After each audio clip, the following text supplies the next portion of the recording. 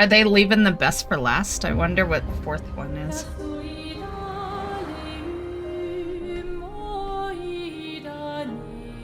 Bonjour everyone. We are Sandfall Interactive and welcome to our nano. We are a small studio based in Montpellier, France, working on our first game, Clair Obscur, Expedition 33. It's a turn-based RPG set in a fantasy version of late 19th century Belle Epoque France. Here we are.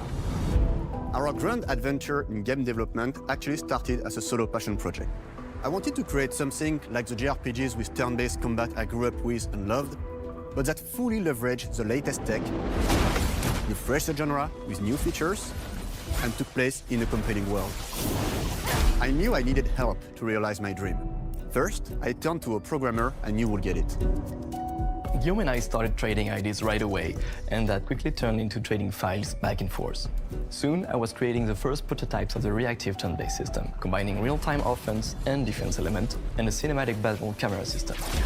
Things really clicked when we tested the first version of those features. We felt we had something both challenging and fun. As Tom and I went back and forth and iterated on game elements, a vision started to come together, and I shared it with an old friend from university. Guillaume and I are both passionate gamers, and when he described the project, I quit my job the following week and joined the team without hesitation. Because I believe that in video games, success always starts with a strong creative vision. And we had that, defined by 3 core elements. A story with great emotional depth, gameplay that innovates on the classics we love, and a world that is completely original, beautiful, and immersive. We founded Sandfall Interactive on these tenets: a group of friends with a shared vision and the drive to make something great. This too is your legacy. Core to every great RPG is a compelling story. And Guillaume and I spent 4 years intensively developing and refining ours. And that started with the hook. 67 years ago, a massive slumbering paintress and a monolith appeared with no warning. Once a year, the paintress wakes and paints a number on her monolith, and everyone who has passed that age is erased. Every year, that number ticks down, and everyone dies younger and younger. Expeditions depart to kill the paintress, determined to fight until their final breath, but none have ever returned. Our story follows Expedition 33. Expeditioners, we honor your dedication. This is still the same game, right? That we didn't want to focus on good versus evil. What's interesting to us are people who, yes, are flawed, but who care deeply about each other. And conflicts arise because they have different perspectives on what needs to be done. I'm sorry about earlier.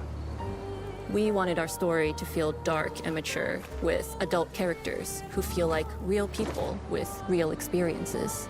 I'm always missing something that everyone else just gets. The heart of the story is about overcoming an existential threat while struggling with loss and grief. And it's rooted in the characters' relationships, both to each other and to themselves. What are we gonna do, huh? Tell me.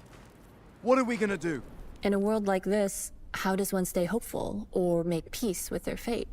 What duty do we owe to each other or to ourselves?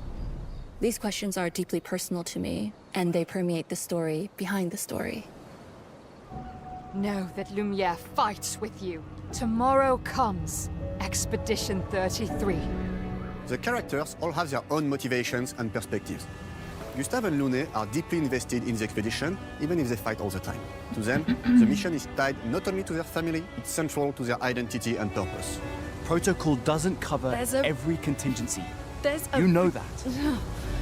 Contrast that with Ciel, whose darkest days have already happened. What are the stars whispering to you? Actually, I'm the one whispering to them. It's something my dad and I used to do. And Maëlle, who cares more about really living her life, not just living longer. Gustav, are you real? It's not all dark, though. Along the way, they meet various colorful NPCs and recruit Monoko, who is a friendly but kinda bloodthirsty philosopher and a fully playable character. He has a really cool battle mechanic where he can turn into the enemies he defeats. What are you doing? Just need the foot. Aha! He's very, very old and has seen many expeditions come and go. He is a Gestrol, which are a group of playful beings who view battle as a form of meditation. They're fun and sort of ridiculous. You'll meet Monoko and many other Gestrols across the game. Bonjour. And of course, there is Esquier, who is one of the oldest and lore-wise the most powerful creatures in the verse. Esquier is that powerful? He will be your mount and help you travel to secret corners of the world. And if you bring him back his special stones, you can unlock abilities for him to access new areas of the world and find exciting secrets. I'm strong, but I'm not that strong. Everyone has their own reason for joining the expedition, and each of them has their own story arc and resolution that we think players will really connect with. The environment looks good and the bosses look we have a good, clear vision for our own take on the but score I'm not gameplay. feeling the Our main reactive characters turn-based there. system takes the traditional turn-based battle mechanic we love and adds real-time reaction, which gives combat greater intensity and dynamism. During enemy turns, you can negate all damage by dodging or parrying at the right time. But balancing turn-based with real-time mechanics took a long time to get right. During initial playtests, turn-based players often found the real-time elements too hard. Some of us are still traumatized by enemies from back then. We've done a lot of rebalancing since, and with a lot of iteration, we ultimately came up with a formula that we're proud of. Players who are good at real-time can take more risks, and others can counterbalance with items and strategies. A big part of that formula lies in the many ways you can customize your character. We spend a lot of time designing each character's unique mechanics and their custom skill trees. Our philosophy is making every type of playstyle viable so that everyone can have fun with how they play the game. Each character has a unique mechanic. Mel switches between stances which can alternately boost defense or power. I personally like to make Mel the protector of the group, but I'm pretty much the only one at the studio who plays her that way. Most people play her as a glass cannon with Gustav's complementary skills.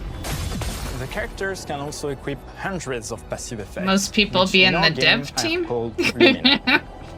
Like, the game isn't out, right? Has more than 20 unique skills in the skill tree and hundreds of passive effects. They can gain through Lumina and weapons. So there are a ton of builds and playstyle to explore. Needless to say, we can't wait to see how you choose to play and what kinds of build you'll design that we probably never even imagined.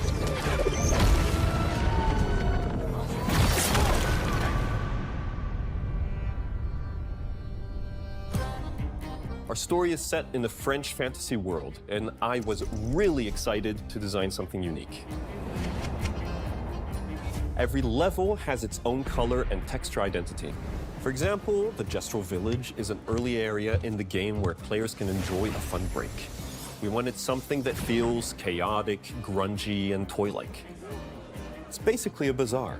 Everything's disorganized, chaos everywhere, huts are unsafe, built without much thought. It's a place where anyone could fight you at any point, which is pretty much what the Gestrols are like. I thought you said a relaxing place.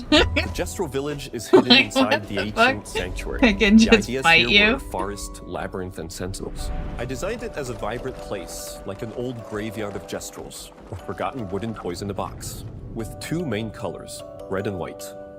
I wanted to make it feel cozy, hidden from danger, with traps and labyrinths in case enemies get in. Same process with the characters. Monoko came in a single concept. I thought of a monkey-like body, white fur with a black and red flat mask. Ladies, could I? Ow!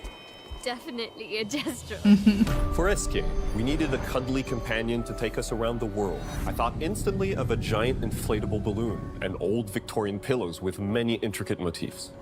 It's We funny start with the because core when I themes saw and that ideas, guy, and the visuals grow organically. I thought from there. about Beetlejuice when his head's like fucking. From the very start of the project, Real there was small. one thing that we absolutely wanted to bring back from older JRPGs. A feature we really loved, but is very rare these days. A completely 3D and navigable world map. Yes, we've got a world map. And it was a real challenge to create, both artistically and technically. And it ended up a lot bigger than we expected. You'll definitely need SK's help traveling around. Here we go!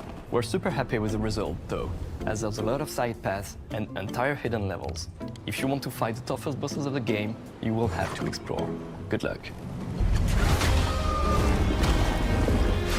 Explore is my middle name, buddy. Our hearts and souls into this game for the past 4 years. That's why we're delighted to announce that Expedition 33 launches on April 24th on Xbox Series X and S and is available day one with Xbox Game Pass. You can No already wish PC? the game and follow us for more Rip. info. We are super excited to invite you into the world of Expedition 33. We are a small, passionate team, it's our debut game, and we can't wait for you to discover our story, our world, and our take on the turn-based genre. On behalf of everyone at Sandfall, thank you for joining us. Tomorrow comes. Demain viendra. Tomorrow comes. Demain viendra. Demain viendra.